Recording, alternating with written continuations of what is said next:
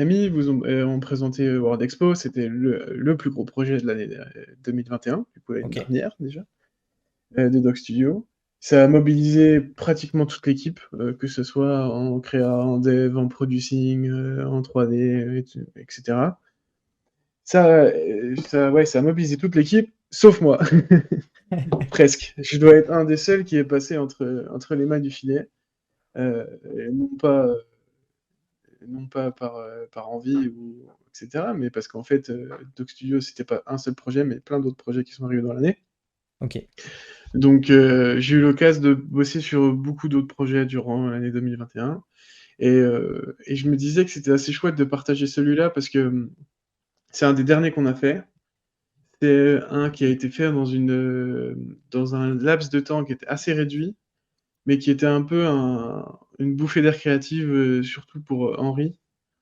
Euh, enfin, tu vas voir, avec le contexte et tout, ça va être assez chouette.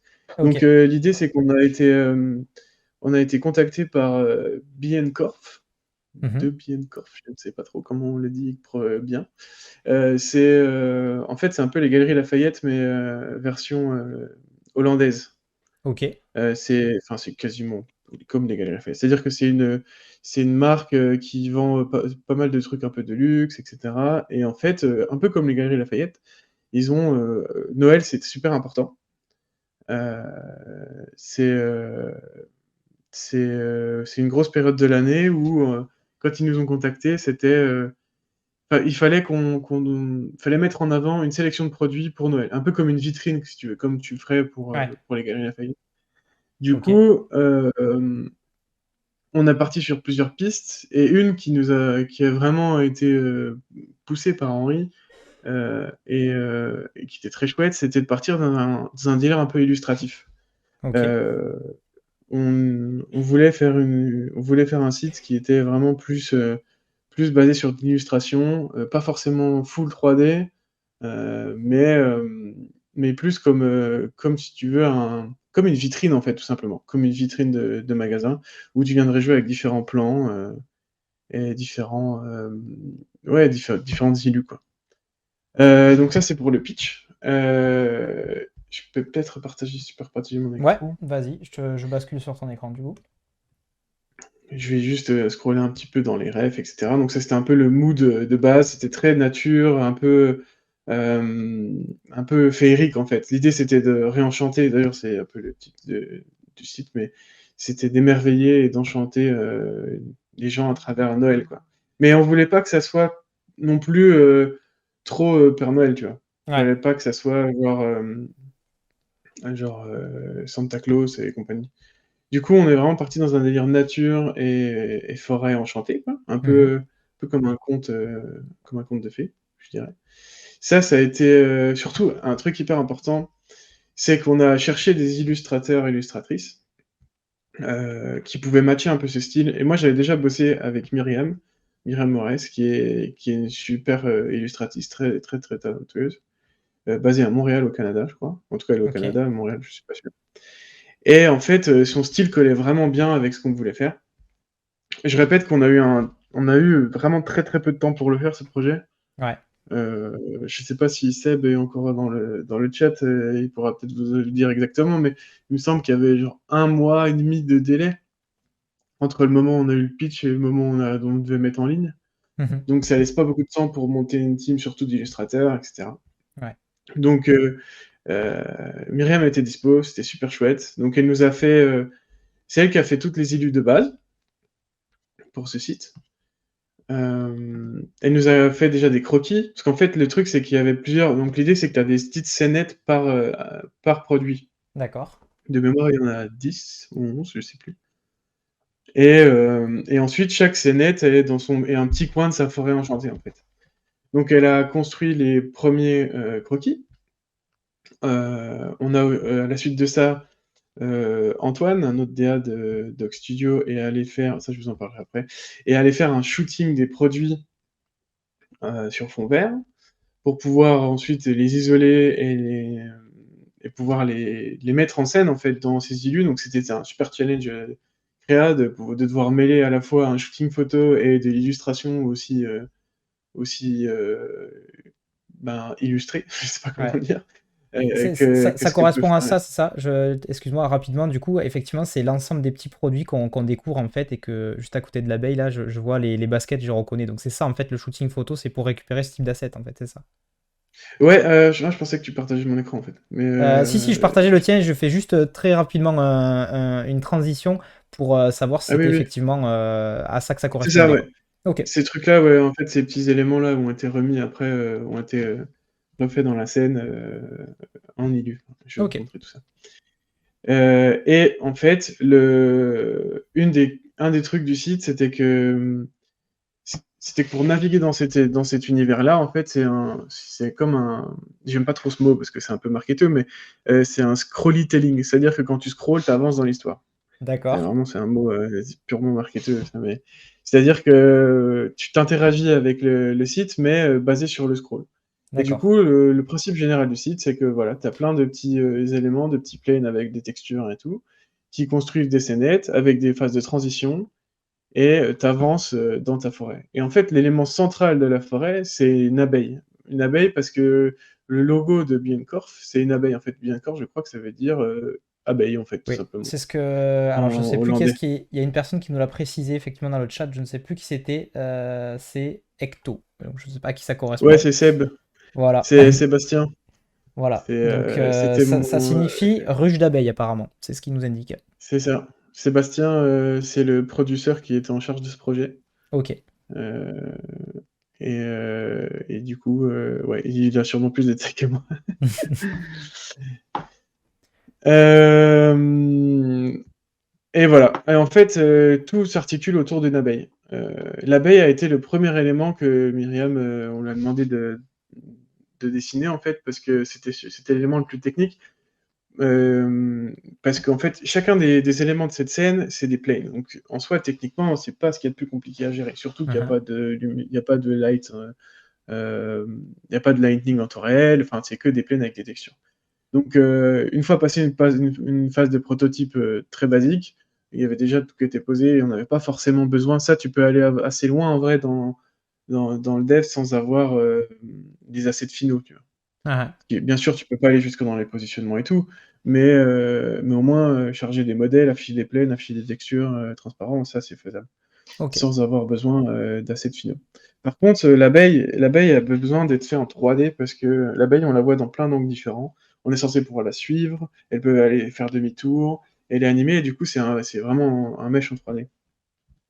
Ok. Donc, ce que nous a fait Myriam, je sais pas si tu vois, tu vois encore mon écran. Yes, c'est bon. Ce que nous a fait Myriam, c'est qu'elle a dessiné cette abeille. Donc, elle a fait plusieurs variations qu'on a ensuite fait valider par le client, mais on voit que. Tiens, je peux te montrer en fait. Elle a fait 3 versions d'abeilles. Une un peu plus flat, une avec un petit peu de reflet lumineux, et celle-ci avec plein de poils. Et à partir de là, donc je crois que c'est celle-ci qui a été choisie avec un mix de celle-là, un truc du genre. Genre en fait, le client a choisi celle-ci, mais en même temps avec les traits de celle-là. Mhm. À partir de là, je l'ai remodélisé en 3D, donc à partir de la petite illustration. Euh, on voit ici. Je peux même attendre. Ouais, je peux montrer ça. Donc, elle a été remodélisée en 3D, l'abeille, sur ces 4D. Une fois modélisée pour rematcher l'illu, on l'a ensuite texturé. Donc, je dois avoir un screen. Donc, tout le texturing a été fait sur Substance Painter, où en fait, on est venu remettre des textures qu'on avait un peu dans le Photoshop. Mhm. Euh, Myriam ne fait pas de 3D, donc en fait, on a vraiment rematché un peu ses brushes, son grain. On a redispatché l'aile, par exemple, bah, c'est une découpe de son Photoshop un peu remappé différemment et tout.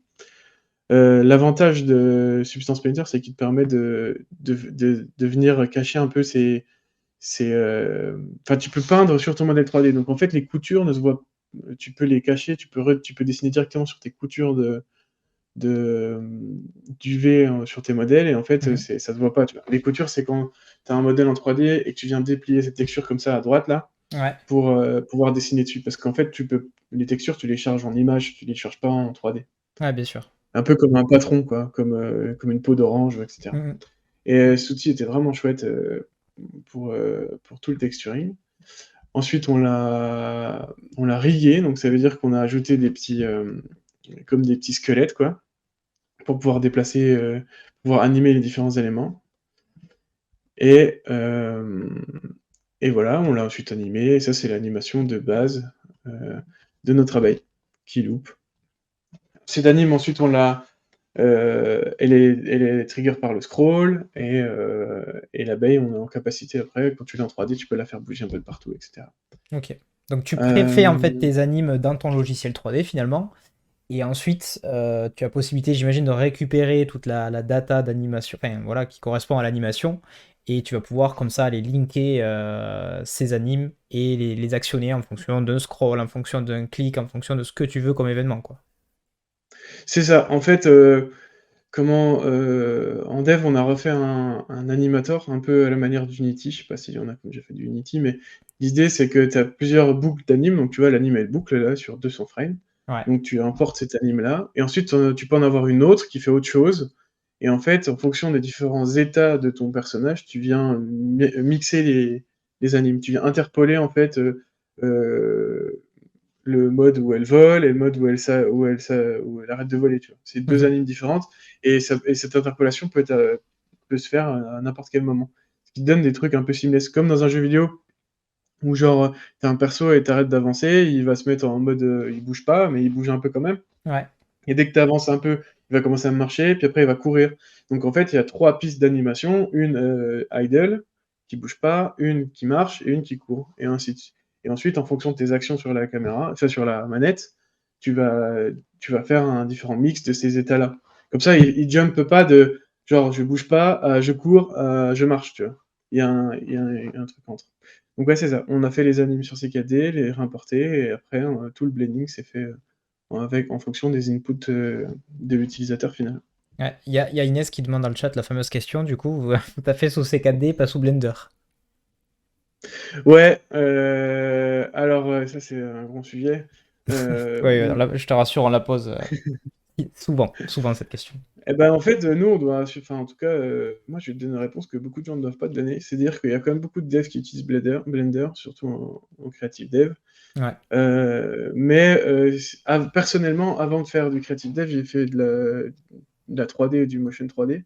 Donc, en fait, j'ai appris à faire de la 3D avec ces 4D. Ouais. C'est pas forcément l'outil le plus adapté pour faire du jeu vidéo ou du temps réel, je l'accorde. Mais c'est un outil qui est beaucoup plus simple d'utilisation pour un novice ou quelqu'un pas forcément euh, aussi techno qu'un dev. Enfin, puis même tous les designers, tous les 3D artistes, ceux qui font vraiment que du design, ils utilisent CKD parce que c'est quand même plus naturel en tout cas, Mhm. et ça évolue dans un écosystème un peu différent. Euh, donc au final, ouais, on fait du C4D à Doc Studio. J'ai une collègue qui fait du Maya principalement, mais Mhm. ça se merge plutôt bien. Après, la 3D, tu peux facilement passer d'un soft à l'autre. Ouais, bien sûr. Mais voilà, ouais, c'est vrai que c'est beaucoup de C4D. Ok. Non, mais on avait eu la question, c'était pour l'interview de Hervé Studio, justement, avec Bruno Simon, où Romain nous disait que bah, lui, il était plutôt aficionado, justement, de C4D, et qu'il avait fait un peu la bascule sur Blender parce qu'il avait fait quelques projets avec Bruno Simon, et qu'effectivement, c'était quand même plus pratique, on va dire, sur bien des aspects. Voilà, il avait dit que C4D, clairement, ne se positionnait. Enfin, il n'avait pas la sensation, en tout cas, qu'il se positionnait vraiment sur cette partie temps réel et jeux vidéo, en quelque sorte. Donc, c'est intéressant, hein, finalement, d'avoir d'autres points de vue, de les confronter. Donc, voilà, c'était juste une question comme ça. Je te laisse un peu avancer. Je vais essayer de prendre quelques-unes de vos questions et je les poserai de façon éparse. Mais du coup, je te laisse avancer un peu sur la presse. Ça marche, ça marche. Bah, j'ai pas de presse, hein. Ouais, Mais enfin, sur l'explication.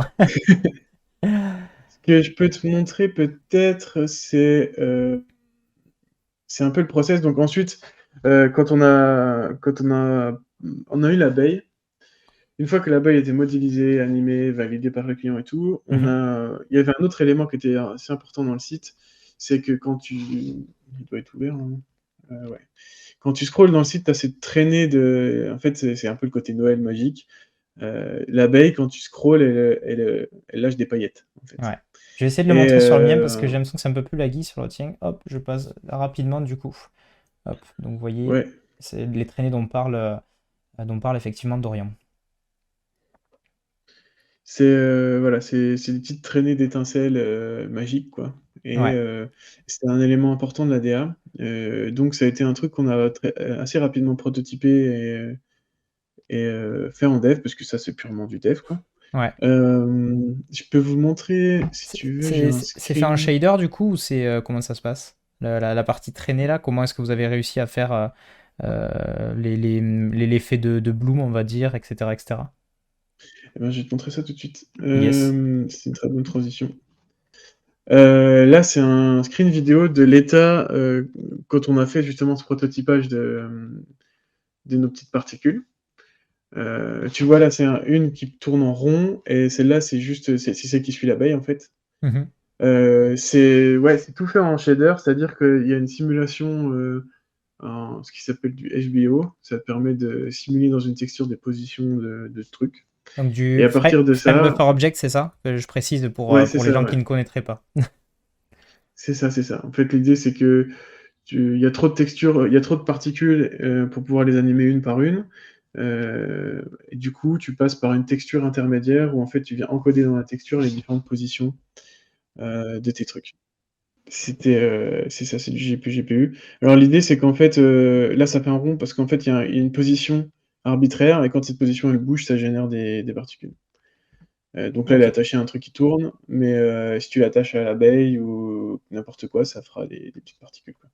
ok, Ensuite, on a un peu plus loin dans le projet, on a commencé à recevoir les illustrations finales, enfin de Myriam, ok, comme celle-ci, intégrées avec le shooting des produits dedans. Alors, c'est très très illustré. Myriam, on lui a demandé de bien. En fait, elle a fait toutes ces petites plantes, elle dépasse, tu vois. Même si c'est croppé là, en fait, ça dépasse un peu, ce qui nous permet, nous, de pouvoir les remapper dans des planes plus facilement et d'animer ces planes. C'est pas juste cadré à taille d'écran, quoi. Mais ensuite, il y a une grosse repasse d'Henri qui a ensuite transformé donc, ces illus qui en fait le client voulait un truc un peu plus comment dire, pas tout, pas tout à fait comme ça. C'est-à-dire qu'il voulait un peu plus de lumière, il voulait que les produits soient plus mis en avant et que tu as vraiment cette sensation d'être dans la forêt enchantée, quoi. Tu passes ta tête entre deux buissons d'une ouais, forêt enchantée. ok, Et du coup, bien que les illustrations sont super belles, ça manquait un petit peu enfin, en tout cas, ça matchait pas avec la direction de lumière qui était voulue sur ce projet. ok, Donc ça, c'en est un autre. Et en fait, ça s'est transformé en ceci assez vite. Où Henri a joué avec plusieurs plans, donc il a déjà mis des. Ça, c'était un gros défi technique aussi, un petit peu. Il a mis des petites feuilles bleurées. En fait, il y a du blur qu'on n'avait pas sur l'illustration qui permet de faire un effet de profondeur de champ et te donne plus de profondeur dans la scène. Ainsi que tu vois, des effets de flair, de lumière, etc. Et, euh, et voilà. Et la typo, et toute la construction de l'UI qui a été derrière. Et tout. ok. Donc une fois qu'on a eu ça, on a commencé un petit peu à se creuser la tête sur comment, pour les placements en fait, comment placer les différents éléments pour que ça matche, comment faire en sorte que, en fait, il y avait tout un défi sur l'ordre de rendu, puisque là, les planes, ils sont pas découpés, si tu veux, c'est des carrés. C'est-à-dire que le WebGL, il y a un truc qui est chiant en WebGL, c'est tout ce qui est transparence, en fait. Ouais. C'est-à-dire que tu peux te retrouver à réécrire de la transparence sur un truc qui n'avait pas de transparence. Le Confluent, ça fait des trous. Et c'est super chiant. Et, Ok. on ne pouvait pas se permettre d'avoir nos planes qui étaient découpées à la forme des feuilles, en fait. Donc, il y a eu un gros travail, une grosse prise de tête sur rendre les trucs dans le bon ordre. C'est-à-dire que tu commences par rendre les trucs qui sont au fond, et ensuite tu rends vers en avancée, en fait. Mais même avant ça, on a fait un premier proto de. Ça mon truc. Voilà. Ça, c'était la scène d'intro et le premier produit. Donc tous les placements ont été faits sur ces 4D. On a ensuite découpé chacun des petits éléments des PSD pour en faire des atlas de texture, où en fait t'as tous tes différents bouts de feuilles qui sont un endroit spécifique dans la texture. Je peux peut-être vous retrouver ça. Tu vois, où en fait, chacun des petits buissons a son petit coin dans sa texture, quoi. Et ça Mhm. correspond à un bout de plane. Et ensuite, on vient les positionner à la main pour matcher la composition du Photoshop. On a une caméra de debug, enfin une caméra dans CKD qui permet de bien vérifier que toutes tes positions sont au bon endroit. Et aussi de pouvoir prévisualiser un petit peu les transitions, en fait, les états entre celui-là et celui d'après. Euh, et voilà.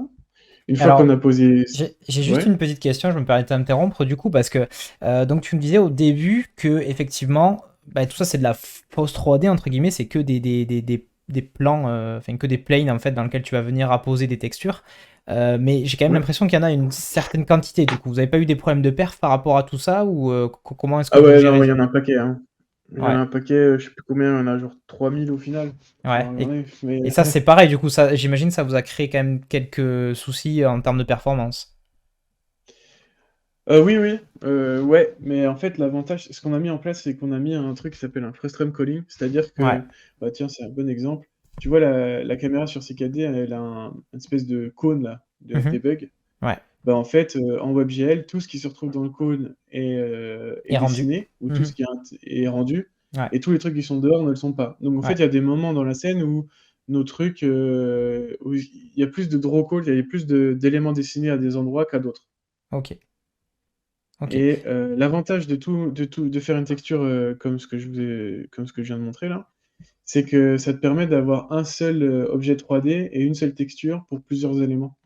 Donc en fait, niveau perf, c'est quand même beaucoup plus intéressant que d'avoir que un seul petit bout. Et genre, si chaque bout c'était une texture, en fait, c'est beaucoup moins perf. Mhm. Je sais pas si c'est très clair. Si, si, ouais, non, mais le principe du frustum culling, déjà, qui est bon, un principe, je pense, assez, j'allais dire classique, hein, c'est pas péjoratif, mais assez connu dans le principe notamment des jeux vidéo et du WebGL. On l'a vu à plusieurs reprises sur cette chaîne, donc le frustum culling qui est intégré par défaut dans pas mal de moteurs 3D, dans pas mal de frameworks type Three.js, et qui vous permet notamment dans la 3D d'effectivement de ne rendre que la partie visible, ce qui est un gain de performance énorme en fait, et qui est par défaut activé d'ailleurs dans le framework Three.js notamment. Et donc là, ben, c'est intéressant de voir qu'on peut réexploiter en fait cette technique-là, même si on est sur des plans 2D, puisque effectivement, j'imagine que tout ça à rendre, ben, ça aurait été un peu coton, je pense, pour pouvoir faire en sorte d'avoir quelque chose de perf avec autant de layers, quoi. Ouais, après, pendant qu'on est sur le sujet des perfs, ce projet n'a pas été fait sur Three.js. Ok. Personnellement, j'utilise pas Three.js depuis longtemps. Quand je bossais chez Make Meeples, on l'utilisait pas non plus, on avait notre propre lib. Mhm. Et, euh, et, et depuis, moi, j'ai fait mon framework perso aussi. Le truc, c'est que ce projet-là, parce qu'on avait des deadlines assez short et on a d'autres personnes de la team, dans la team, quoi, assez rapidement, on pouvait pas directement les lancer sur le framework maison from scratch, quoi. Mhm. Donc en fait, on a fait un peu un mélange des deux. C'est-à-dire que ce projet est aussi vachement intéressant d'un point de vue technique, c'est parce que c'est le premier projet avec le nouveau framework de Studio qui va ensuite être sur toutes nos autres prods et qui est basé sur OGL. OGL, c'est une Mhm. version light d'un framework WebGL, quoi. Donc à ça, Ouais. on a recodé plein d'éléments pour rajouter des features qui n'étaient pas dedans. Mais, euh, mais ouais, c'est-à-dire que ce projet-là a été fait sur OGL, donc ça te donne aussi un gain de perf non négligeable en vrai. Euh, mais bon, on avait quand même beaucoup d'éléments, et c'est clair que dessiner tous les planes en une fois, ça a été un peu trop. Ok. Mais d'ailleurs, une bonne transition sur ceci, qui doit être tellement lourd quand même, mon C4D doit galérer. Et ça, c'est la scène finale, en fait. Donc, tu vois, les traits, c'est les différents passes de cam pour la caméra. Il y en a un pour la caméra, un pour l'endroit où regarde la caméra et un pour l'abeille. Et ça, c'est toutes les scènes, toutes les compositions de scènes, en fait, dans l'espace, D'accord. jusqu'à la fin. Et ce qui est caché là et qu'on ne voit pas, c'est tous les planes de transition. Ceux-là, c'est ceux que tu vois entre chacune des scènes, en fait, qui permettent un petit peu de cacher la misère. Pas de cacher la misère, mais en tout cas de cacher les différentes jonctions entre les backgrounds, entre les différents lightning, etc. Et encore une fois, on avait une caméra sur rail qui nous permettait de facilement naviguer dans le site, en fait, dans la scène. C'est assez rigolo parce qu'en fait, t'as presque l'impression que le site, il est là, quoi. Ce qui est super chouette, c'est qu'après, en dev, on a juste à se focus sur des trucs spécifiques, c'est-à-dire les shaders, juste des effets de shader spécifiques, etc. On a aussi mis plein de positions dans l'espace, parce que je vous montrerai après. On a fait un GUI pour rajouter des God Rays, pour rajouter des particules, Ouais. etc., qui, eux, sont pas faits dans CKD, qui sont faits en temps réel et en dev. Et ça nous permet d'avoir juste les positions dans l'espace, c'est-à-dire que je sais que je les ai posées là dans ma scène et qu'elles vont être là à la fin. D'accord. Voilà. Et comme on Ok. peut le voir, alors ça fait, je ne saurais même pas te dire. Ça doit faire plusieurs milliers d'éléments hein, sur la droite là. Plein de petits planes.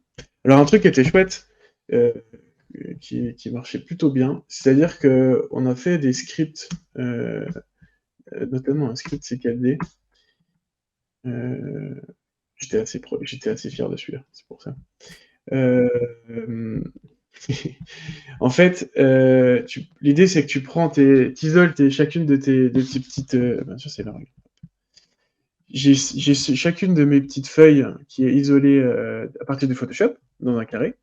Et en fait, il y a un soft qui s'appelle Texture Packer qui te permet de tout packer dans une seule image. Celle que je vous ai montrée tout à l'heure, celle-ci.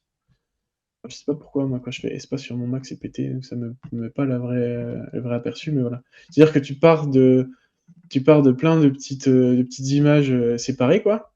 Et le soft, il vient te les recaler et te les mettre à un endroit pour être sûr que ton carré là, il va pas empiéter avec un autre. Ce qui en soi est Ok. très chouette. Mais après, ça veut dire qu'en 3D, il faut que tu viennes déplacer tes coordonnées de texture pour les remettre ici, genre dans ce carré là, directement. Et ça, D'accord. c'est particulièrement chiant à faire. L'avantage, c'est que Texture Packer, il te donne un JSON que tu peux réutiliser avec toutes les coordonnées de cropping et de resize. Mhm. Et en fait, on avait fait un script sur CKD qui permet, une fois d'importer juste ton JSON et ton atlas, et qui ensuite va te générer tout seul. euh, Vas-y, hop, tac, et il te génère tout seul tous tes planes dans le CKD, et après, il y a juste à positionner tes planes. Tu te remets dans ta caméra et tu positionnes tes planes avec ton Photoshop à côté, quoi. Donc, t'as pas besoin de resize tous tes rectangles, de remettre la texture au bon endroit, etc. C'était assez chouette, ça nous a fait gagner pas mal de temps. Et voilà, c'était fait partie Ok, des des petits petits trucs de utilitaires présentation ouais, assez chouettes. supplémentaires plutôt cool. Euh, c'est vraiment trop trop cool là tout ce que tu me partages. Je lis en même temps tous les commentaires qu'il y a dans le chat. Mais vas-y, je te laisse continuer puis on terminera par les questions après. Quoi d'autre? Quoi d'autre? Quoi d'autre?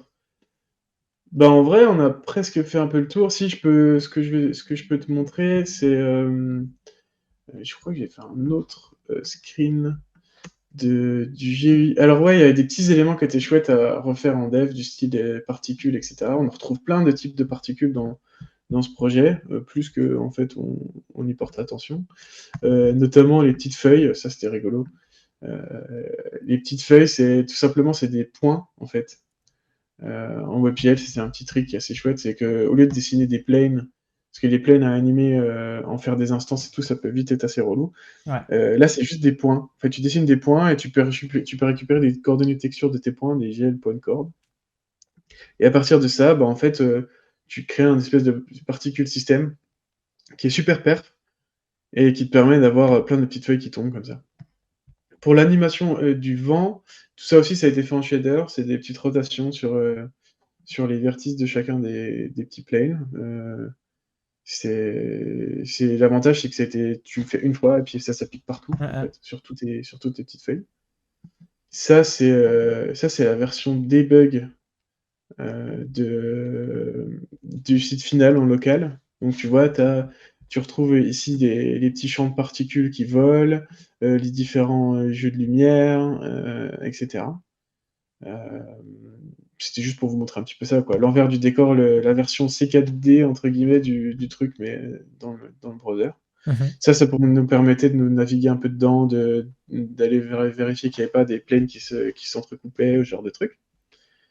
Ouais, parce que sur un projet comme ça, il y a un problème de. Tu peux avoir un problème enfin, je sais pas si ça arrive, mais problème de Z-fighting, quoi. C'est-à-dire le fait que tu aies des planes, en fait, qui s'entrecroisent les unes aux autres. Et C'est donc, ça. du coup, là, comment tu peux vérifier sur autant d'instances, en fait, que t'as pas ce genre de problème, en fait, qui arrive? Bah, tu passes du temps.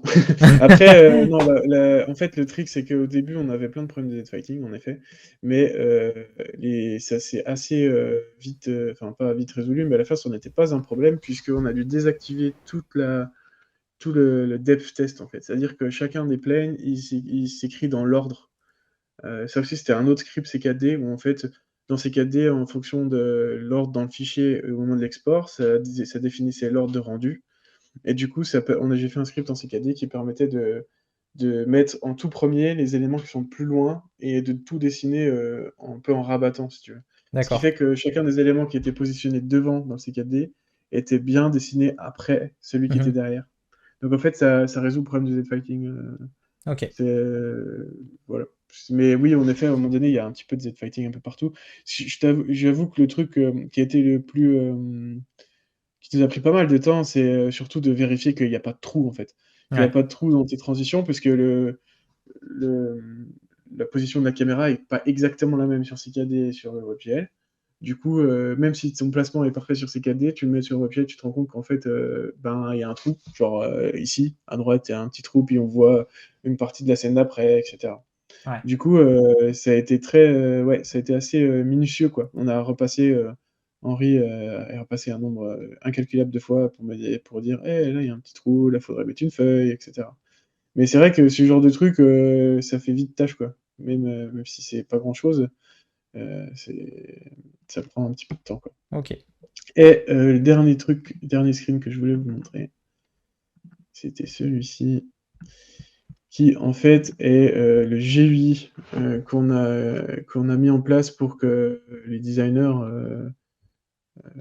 puissent facilement tweaker tous les effets du site. C'est-à-dire que il y a un post-processing, les couleurs, les placements des... Tu vois, les God Rays, par exemple, ici, là je crois que je vais tweaker les God Rays, où en gros... Donc les God Rays, pour ceux qui connaissent pas, ouais, c'est ça, c'est là. l'espèce d'effet d'halo lumineux. C'est lumière en fait qui arrive un peu comme une lumière de Dieu, quoi, comme son nom l'indique, C'est et ça. qui a un effet assez, qui a un impact assez important en général sur les projets. Ouais. C'est ça, ouais, c'est ces petits trucs, c'est des petites gimmicks un petit peu, mais c'est vrai que ça fait toujours son petit effet. En fait, tu vois, on peut tweaker absolument tous les petits paramètres, les repositionner exactement comme on veut, les mettre en mode boule disco, là, comme ça. C'est assez chouette. Et ensuite, tout ça, c'est des uniformes ou des paramètres qu'on passe à WoW Shader qui font que ça les rend plutôt pas mal. Ok. Et je crois qu'on a fait à peu près le tour de ce que je voulais vous montrer. Il Euh, y a une question, alors on y ouais. a plus ou moins répondu tout à l'heure, de Jib qui dit comment a été réglé comment a été géré le blur. Donc du coup de base déjà tu disais qu'il y en avait déjà rien que dans les calques en eux-mêmes en fait dans les Ouais. textures. Elles étaient déjà En blurrées. fait, ouais, le blur, à un moment donné, on a essayé de le faire en temps réel. Ouais, Sauf qu'on avait trop de planes, donc niveau pair, ça passait pas du tout. d'accord. Ça passait bien sur mon ordi, mais ça passait sur aucun autre ordi. Ouais. Du coup, ça c'est classique.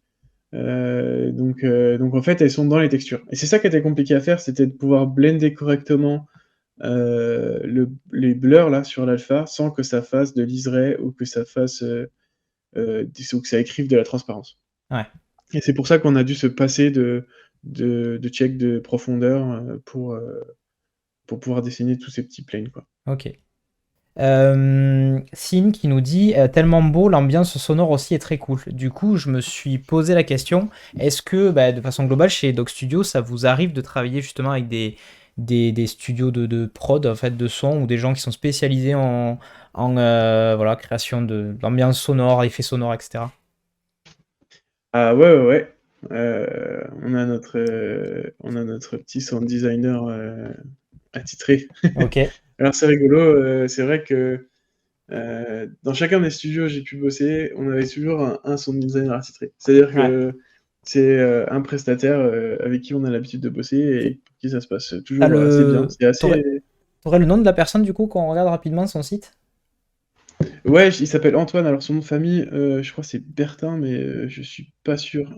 Je check ça 2 secondes. Oui, si, c'est Yes. ça. Ouais, c'est vraiment, c'est Antoine assez fou Bertin. ce qu'il fait. C'est Attends. super cool, il est vraiment très très sympa et il fait du travail trop cool. Je mets le lien dans le chat. Yes, tu vas me dire Euh, si c'est lui. Hop. Bah en fait, je peux partager mon écran, j'ai son folio sous la tête. Ah, bah Oui, c'est parfait. lui. Ok. Ouais, c'est lui, c'est ça. On bosse beaucoup avec lui. Après là, je crois qu'il a bossé sur ce projet, j'ai un doute, mais je crois qu'il a bossé sur ce projet.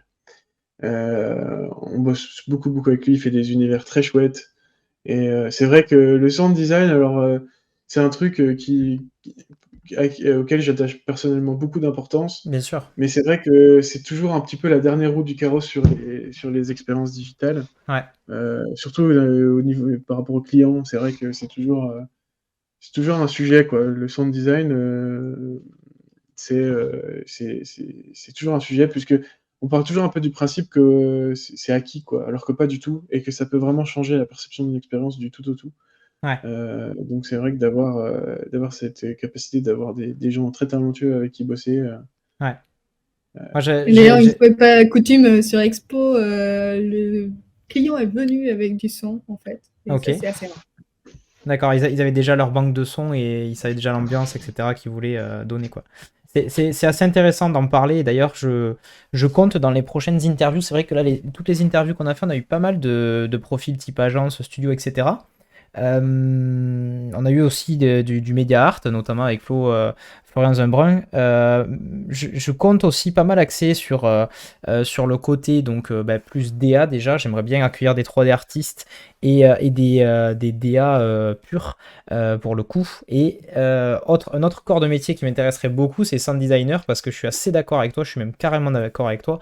C'est pas nécessairement en fait ce qu'on va mettre en avant en premier, et finalement en fait c'est un peu les héros de l'ombre, c'est-à-dire que tu t'en rends pas compte, mais en réalité ça crée une ambiance de dingue. Et je peux en parler en connaissance de cause, puisque dans une autre vie, on va dire il y a quelques années, j'ai fait pas mal de vidéos de mariage notamment, et voilà, j'essayais de faire des choses plutôt esthétiques avec un vrai storytelling, etc. Et je me souviens que pendant mon parcours un peu de montée en compétences, j'ai suivi une formation où en fait le formateur, donc pour ne pas le nommer, c'était The Quirky en fait. C'est un couple de photographes vidéastes que je vous invite à découvrir, qui sont sur Bordeaux. Et le formateur avait dit vraiment axé justement sur ce côté sound design. Donc j'avais appliqué un peu tous ses conseils. Et en fait, je prenais mes prods de avant la formation et après la formation. Et c'était assez dingue en fait, sans t'en rendre compte en fait, de façon indirecte, tout ce que ça a apporté. Non seulement le son qui était déjà de base, mais en plus toute voilà, les petits effets sonores. Donc nous, en plus il y a le côté interactif, on peut faire ça sur un clic, sur un hover, sur plein de choses. Et du coup, ça crée en fait quelque chose qui va être tout de suite beaucoup plus immersif en fait. Et c'est vrai que dans le web, on a une image en fait du son qui est un peu voilà, les sites en fait qui sont faits de façon je sais pas comment dire, mais il y a quelques années, tu avais beaucoup de sites avec des pubs et des choses comme ça et des sons qui se déclenchaient. Et en fait, aujourd'hui, j'ai l'impression qu'on y revient finalement, mais de façon beaucoup plus travaillée, de façon beaucoup plus fine. Et ça va, pour le coup, apporter plus que ça ne va jurer en fait au projet, quoi.